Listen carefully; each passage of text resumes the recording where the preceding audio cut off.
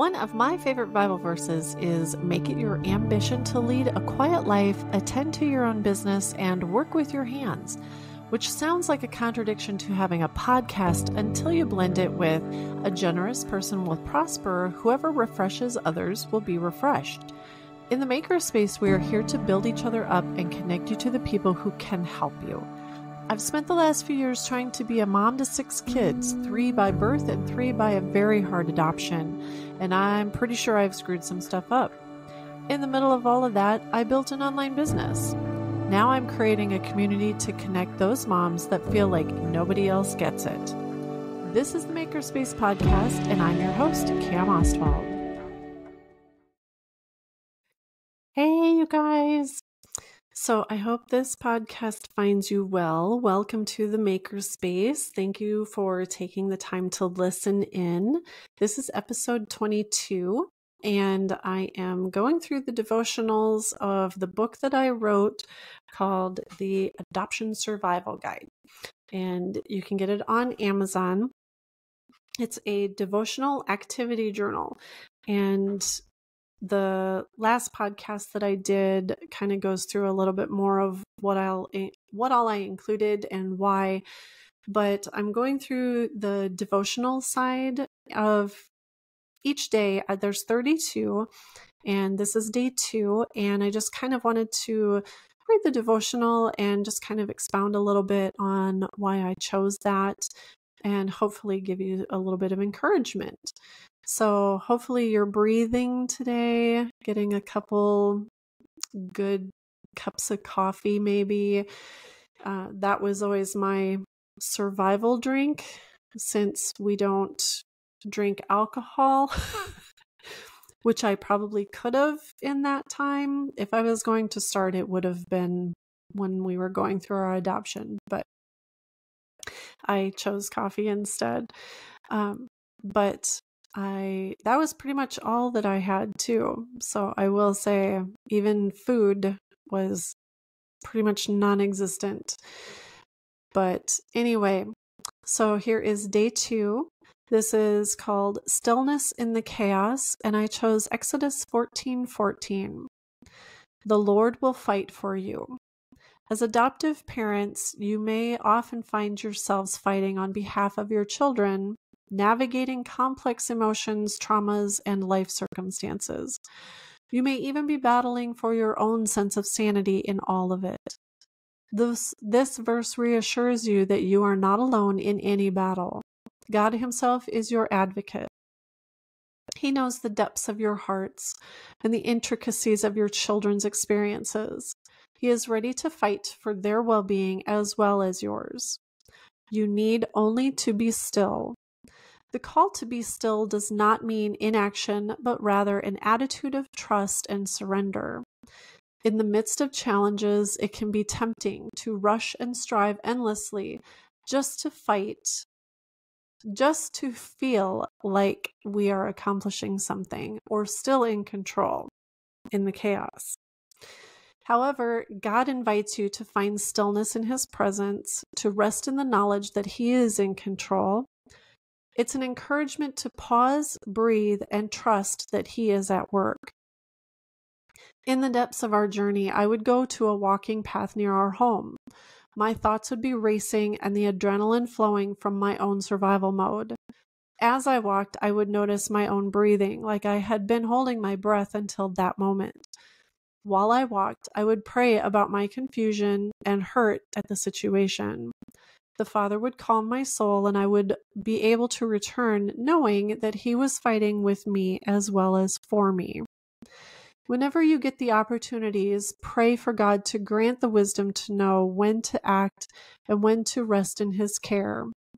God is your defender. Find stillness in His presence, knowing that He is at work on behalf of your whole family.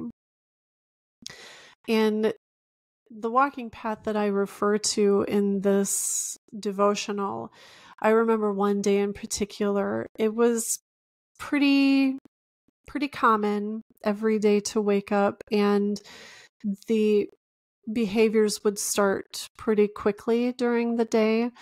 The anger, the lying, like a lot of it, fighting, destruction would start fairly quickly. Usually we wouldn't even get to lunchtime. And this particular day, I remember my husband was home from work this day, and I was just done. I was tired of the fighting and the threats, and so I took off for a walk, and it was about 4 blocks away. And I remember once I got to this walking path, I just, in my brain, actually, I think I even verbally vocalized how hurt and angry and upset that I was at the whole situation. This was not what I signed up for. This was not anything that I knew how to do. How did God, even think that I could do this? I didn't understand. And he let me just spout off and get upset pretty much half of the way until I just, that was it. I was done. And that's when I noticed that my breathing kind of slowed down. And I just walked in silence for a little bit. And he calmed me. And it was kind of a situation where he helped me to know that he was there, that he understood, that he wasn't going anywhere, and it was okay. And so I remember walking back to the house more in control. And that's just those situations that you do have to walk away from. If you can get out of the house safely, that's a great thing to do. And I remember it was cold. There was not many other people in the park. In fact, I don't think there was anybody else in the park at the time, and which is fine. When you live in the north, it gets cold frequently and it gets very quiet and peaceful. And those are those times that I do enjoy, just kind of drinking it in like a sponge, just soaking in that peaceful calm of cold winter weather. And winter to me is always kind of that resting in between the beautiful colors of autumn and the dirty, rainy, muddy seasons of spring and into the busyness of summer.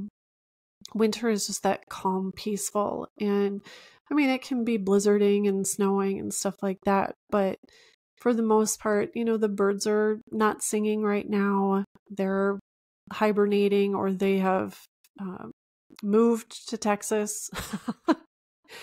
But to find those stillness moments when your life is just in chaos, it can help your brain just kind of level out. But it also is a good reminder too that it's in those peaceful moments, even if it's just 30 seconds, like nobody is yelling right now, I'm going to take it.